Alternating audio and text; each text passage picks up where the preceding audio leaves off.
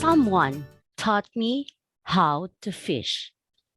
According to a recent study, while more than 75% of professional men and women want to have a mentor, but only 37% have one.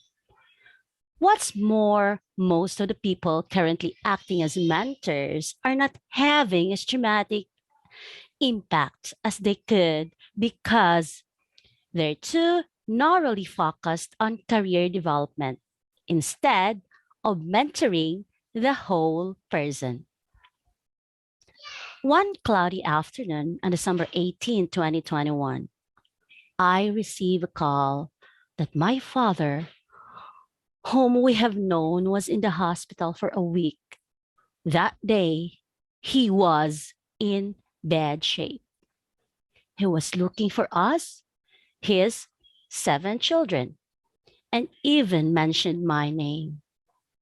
Without second thought, I run to the nearest plane ticketing store since it took only 1 hour for me to be home. But all flights to Zami City was booked fully. I moved to another place to book for both tickets instead. At least I can arrive home after 12 hours. Unfortunately, the schedule of all shipping lines to Zami City is not possible that time. I noticed that my face was wet. Unknowingly, I cried for grief. I need to be home no matter what. Out of disappointment, I settled in the corner and browsed my phone. There, I searched an available shipping line trip from Cebu to the Pitan City. I praised God for that option and got a one-way ticket. My heart and feet synchronously jumped for joy. Then I realized I was 5 months pregnant of my baby boy, whom I had been asking for 18 long years. I thought it's so hard for me to travel, but with great courage, I traveled alone because no one can go with me. After 9 hours of traveling, moving from one transportation to another, I was reunited with my papa and mama. I took the risk of traveling, even if I was pregnant, for 2 reasons. First, I learned hard work from a disciplinarian father. Second, I learned to value money with my thrifty mother.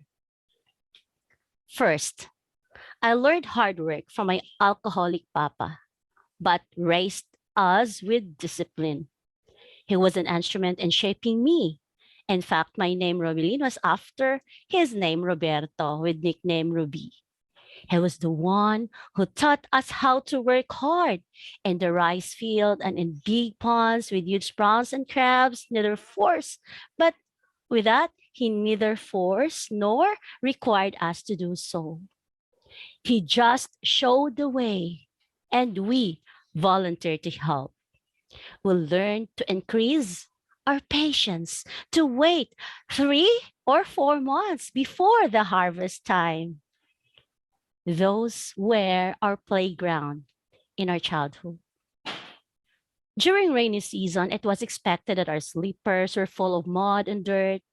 So when you enter the house, imagine there were 9 pair of slippers. But Papa inculcated in our minds never to step any of those slippers. We need to keep all those clean and tidy. There are 6 female children in my family, but never we wore clothes of our other sister. That is a big no. When it's eating time, we need to eat together. All our aunts and relatives were just around us, but we are not allowed to eat in their houses except for special occasions. Second, I learned to value money with my thrifty mother. Thus, I was trained to be providing for myself by saving money during harvest time and utilize it appropriately. I learned to do some part-time jobs since elementary until now. During that day in the hospital, I witnessed all the expenses needed as requested by the doctor since my papa was suffering for her liver cirrhosis, prostate cancer, lung cancer, and some other complications you can name.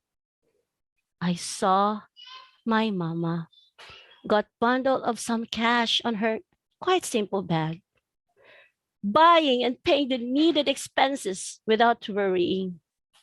We were poor, but her skill in being good steward to money was exceptional. They have no bank accounts, not even a coin bank. My mother, who completed her fourth grade, and my papa finished his second grade. What a mentor they are to me. The statement that my parents always told us, dili sila mangutang bahalag unsa ka pobre. And whatever happens, when they get old, we should not sold any properties that they acquired because of their hardest labor. I'm a prodigy in progress that they trained. I am trained with my very own parents. By God's grace, all my 7 siblings are having our own lives now. We learn to work hard and try to teach our children what the values we were grown up with. Poverty is indeed not a hindrance to success. It's indeed essential to look back for us to move forward. An old Chinese proverb that you love to use in the workplace. Give a man a fish, you feed him for one day. Teach a man to fish, and you feed him for a lifetime. Back to you, Toastmasters of the evening.